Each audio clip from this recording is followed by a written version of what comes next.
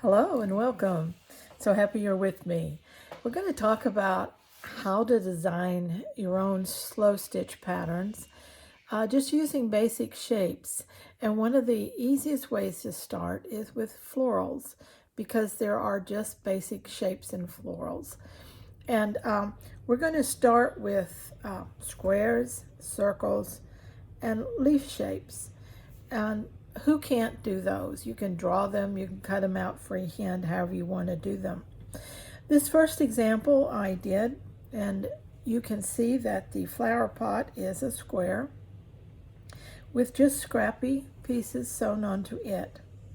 The flowers are circles, different sized circles placed into each other. The stems are just yarns that are couched down. The leaf are just cut in leaf shape, and even this center of this flower is cut in a leaf shape. So it's basically three shapes, and it's how you layer them in. It's the color combination that you choose. It's the stitching that you put on it that creates the uniqueness that you want. These simple basic shapes are just a beginning. You can make them any size. This is about a 7x9, and so it's a nice framing size. Let me get my little frame and show you.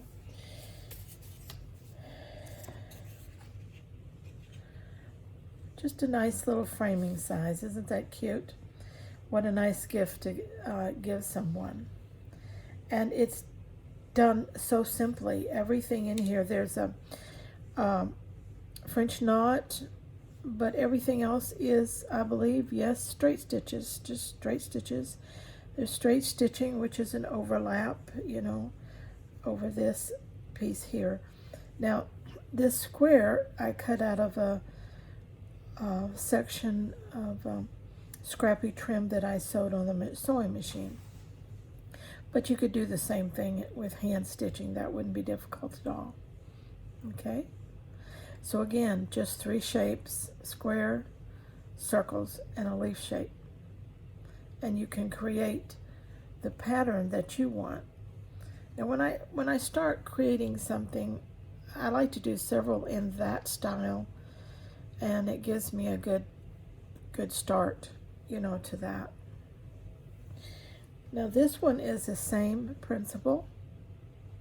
It's all circles and leaf shapes, and the square for the pot is you can't really see, but it's covered up basically. And but that again is all there is in here. Again, there is only straight stitches. There is a lazy daisy or chain stitch here and there. There's a French knot here and there. Otherwise, everything is just straight stitches. Varying the length of those stitches changes everything. You can see how just varying the length on these different flowers, varying the length of the stitch, has made each flower unique on its own. The bow and this down here is just torn fabric that's just shaped the way I want it and then stitched in. Okay, I just love this piece. I love the blues in it. I think it's just very tranquil. I really love this piece. But again, it's just simple shapes. Lay them out and audition them the way you want them. When you get them the way you want them, take a photograph of it so you have it in your phone, and you can refer back to it, because once you take the pieces off and start sewing them, then you want to remember how you wanted to place them back on your background fabric.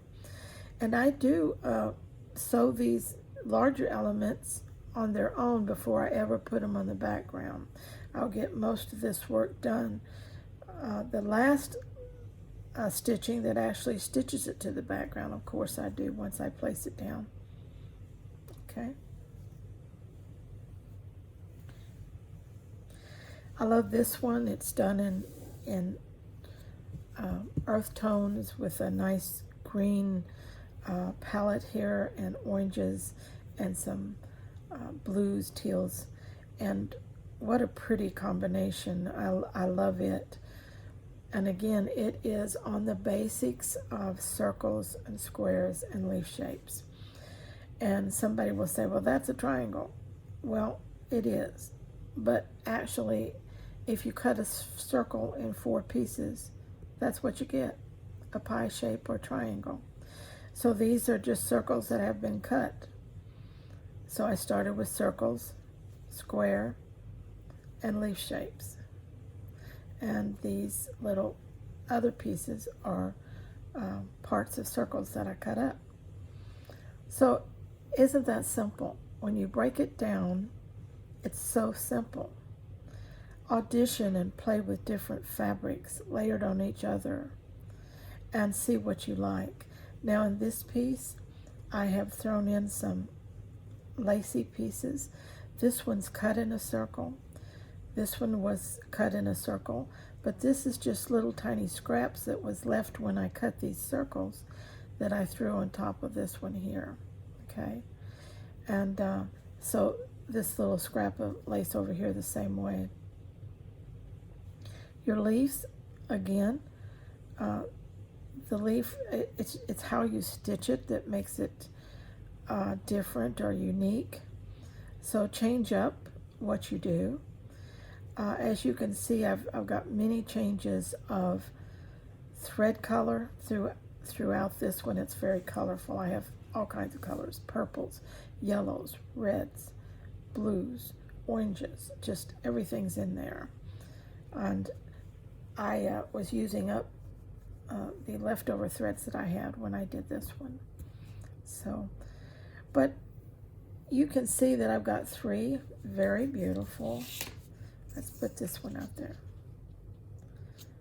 Isn't that pretty that way?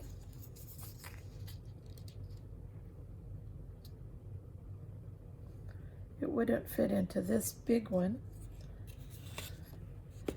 But if you wanted to fussy fit it some way, you could like that. I need a square mat here to actually show this one frame, but I believe this one will mat out and let you see what that would look like. Yes. Again, isn't that pretty? And so get you some different mats. I'm going to pick me up 2 or 3 other sizes of mats soon. Definitely a square one, and a smaller one, and a larger one. And so that I can show these pieces in mats, because it really gives you perspective. And it gives you perspective when you're designing.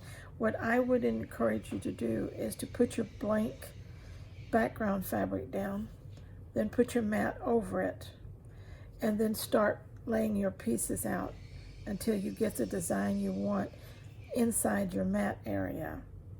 And that'll tell you if it's balanced, if it mats out to this particular background size well, if your elements are too large or too small. You get so much information by just doing it that way and just looking at it, okay? Simple way to start learning to create your own designs and to have them proportional so that they can mat out and frame out well. Okay, I hope you enjoyed that. For those of you who are interested, I have this one in my Etsy shop, a kit for that one. This one also all is in my Etsy shop right now.